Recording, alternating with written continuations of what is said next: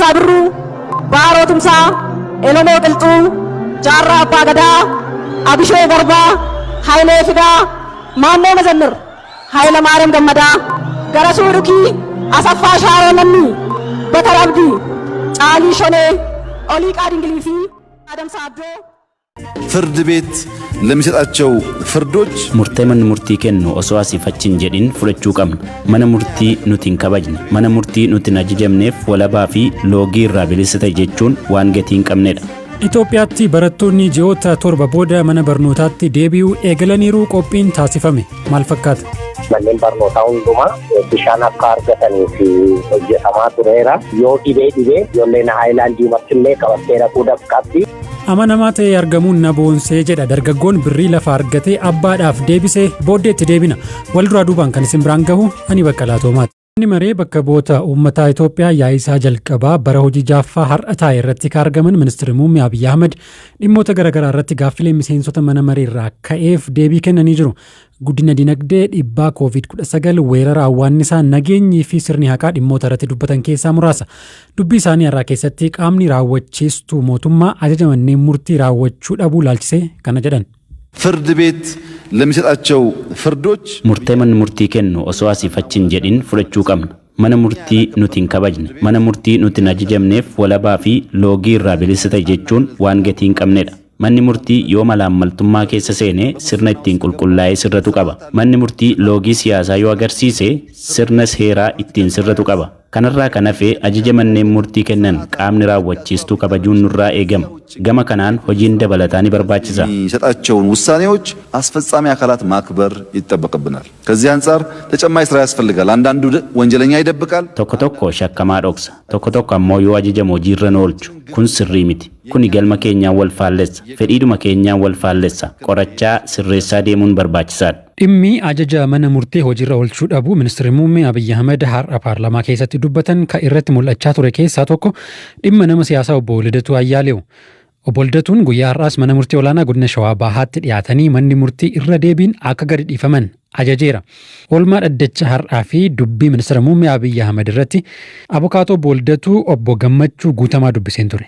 Obbo Lidatuu irratti irra kan ture mana murtii olaanaa godina Shawaa Bahaatti irratti waa lamaaf beellamame ture. Inni duraa ragaaleen abbaa alangaa waan dhagahamanii fi obbo Lidatuun ofirraa ittisuu qabammoo ofirraa ittisuun utuu hin barbaachisin ajajni kenna murtii argachuu qaba ka jedhu irratti manni murtii qorachee dhiyaachuuf ture. Garuu inni manni murtii sababa jechi ragaalee sagalee waraabame gara barreeffamaatti jijjiiramee nun ga'iniif qorachuu hin dandeenye kan jedhuuni kanaafuu hin qoratamne. Inni lammataa komishiiniin poolisii Oromiyaa obbo Lidatuu asiin dura manni murtii kun mirga wabii eegeefii jira. Kanaafuu akka gadi lakkifamanii kanas raawwachiisee akka dhiyaatudha. Inni lammaffaan immoo qajeelchi poolisii magaalaa Bishooftuu obbo Lidatuu asiin dura manni murtii ajajee gadi lakkisne maaliif gadi lakkisuu dhabe ka jedhu akka ibsuuf ture. Har'a dhaddacha irratti hoogganaan qajeelcha poolisii magaalaa Bishooftuu dhiyaatanii turu maaliif gadi lakkisuu dhabdan ka jedhu yoo ibsan ani waajjira poolisii sanitti jijjiiramee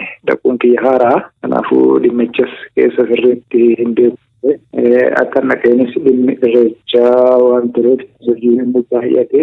Inni biraa immoo obbo Lidatuun kan nu biratti akka hidhamanii turan nu ajaje komishinii poolisii Oromiyaa waan ta'eef bifa saniin nu bira jira kan jedhu manni murtii dhaddacha irrattis gadi dhiisuu dandeessammoo hin dandeessan kan jedhu gadi dhiisuu hin dandeenyu kan jedhu yaada kennanii manni murtii dhumarratti ajajni kenne dhimma kana keessa hin beekuu sababni jettanii dhiyeessitan sirrii miti kan jedhu poolisiif ibseera. Dhaddacha kana irratti dhiyaatanii dhimma isin dhiyeessitan hin fudhanne kanaafuu gadi dhiisatoo gaafa 11/2/2013 fitaanitti jechuudha. Kana ibsitan ka jedhu komishiiniin poolisii Oromiyaatis asiin dura ajaja manni murtii kenneef maaliif raawwachuu akka dhabe ibsa akka kennu ajaja lammataaf dabarsee kanumaan galmeen isaanii gaafa 11/2/2013 beellamame jechuudha. Ganama ture beellamni kun beellama kanaan booda gara haga sa'a kanaatti gadaadhiifamanii gadaadhiifamuu isaanii quban qabu.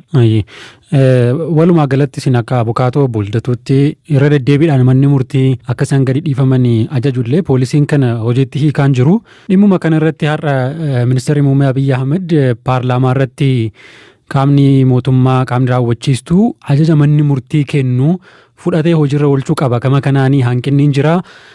fooyyessaa adeemna waan jedhu kaasaniiru kuni waa jijjiira jettanii yaaddu. Ani irraa actually waan ministeerri muummeen jiran kana nageenye garuu akkas jaanoo ta'e kuni waan gaariidha. Maaliif biyya kana keessatti sadarkaa federaalatti top ofishaaliin ministeera muummeedha.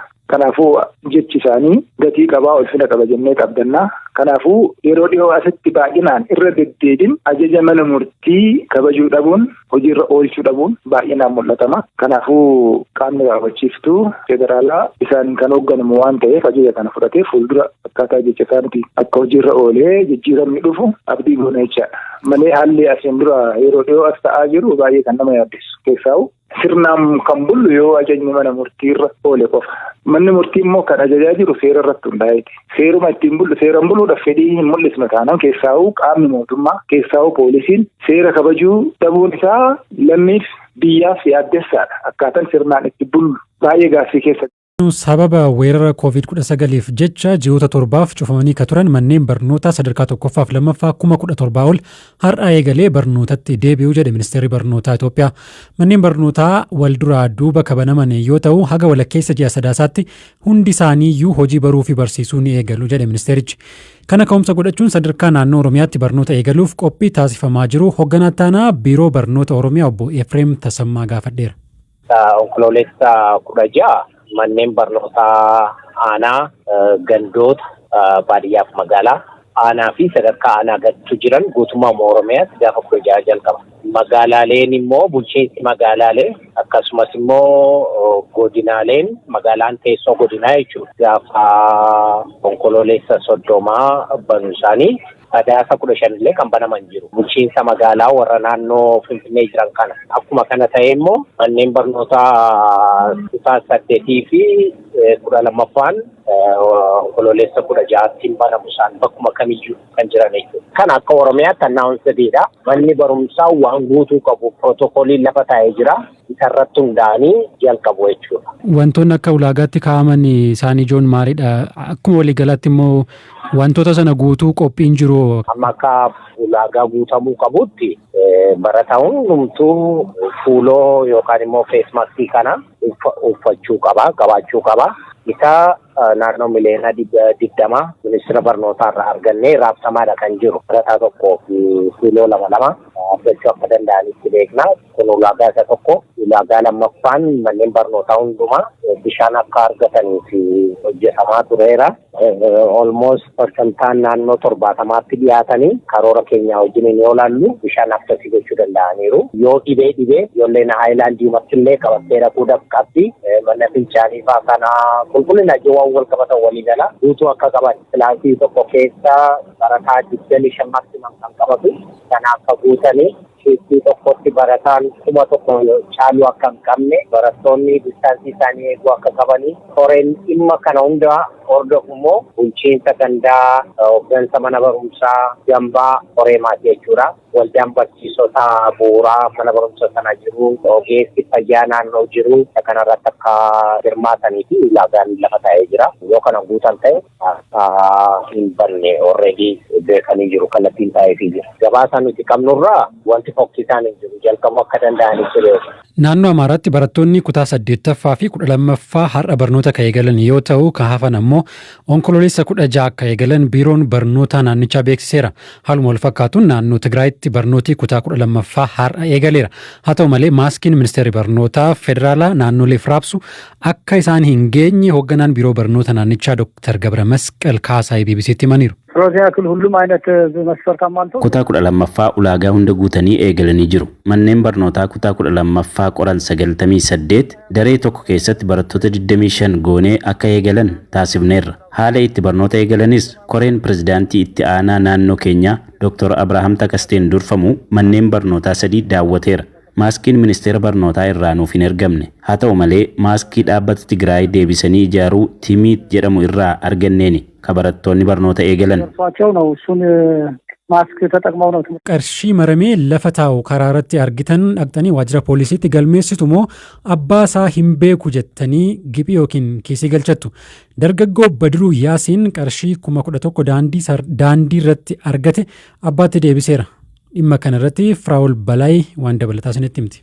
Obbo Araddaa Takkaan godina Iluu Abbaa Booraatti daldalaa aanaa diduu jiraatanidha. Meeshaalee daldalaaf isaan barbaachisu bituuf birrii 11,000 qabatanii doqdoqqeedhaan gara magaalaa osoo imalanii maallaqichi karaatti jalaa bu'ee bada. Osuma deemanii karaatti qarshiin jalaa akka bade hubatanii silaa deebiseen argadhu jedhanii abdii kutuun mana isaaniitti deebi'an. Guyyaa tokkoon booda dargaggoo Badruu Yaasiin leenjiidhaaf bakka jiraatu ganda baadiyyaa irraa gara magaalaa osoo imaluu birrii 11,000 kan maramee daandii cinaa ciisutti ba'e.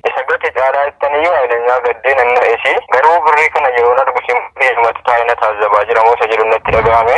Birriin kun immoo birrii bakkee buleedha. Birrii kana yeroo inni lakkaa jedhu birrii 3,000 olii walitti qabatee walitti naama horii dibukkaa turkan sana roobaa ture. Kan lakkaa jedhee harki koo inni ridee nan rorroqomee garuu birrii abbaa dhibbaa 9,500 ta'uusaa nan mirkaneeffadhe. Isaan booddee 50 qaba abbaa 10 qaba birrii 10,000 ol jechuutu natti dhaga'ame jechuudha. Sana booda dargaggoon Badruu waajjira poolisii deemee galmeessisuun namoota guyyaa tokko dura walgahiirra oolanii yaa'aa turanitti isin keessaa namni qarshii gate yoo jiraate haa gaafatu jedhee namootatti hima. Abbaan qarshii Obbo Araddaanis isaan keessaa argaman. Ergaan abbaa birrii sanaan wal argee wal dubbisnee inni isa manuu dadhabee birrii kana nafaan fuudhee dhaqee bakkan kaa'ee fuudhee yeroo itti fiduu dhugaa ta'utti amananii wama jedhan dhabanii yaa'u gammachuun naasuu waluma keessa dhufe baay'ee gammadanii hawwii guddaa naaf hawwanii ba'anii jechuudha jedhu. Birrii 11,000 lafaa argadhee waajjira poolisiitti galcheeraa jedhee himuu kanattis namoonni isa bira jiran akkamitti birrii lafaa argatte waajjira poolisii geessita jedhanii akka raajeffatan hima. Inni garuu waan raawwatetti akka boonu dubbata.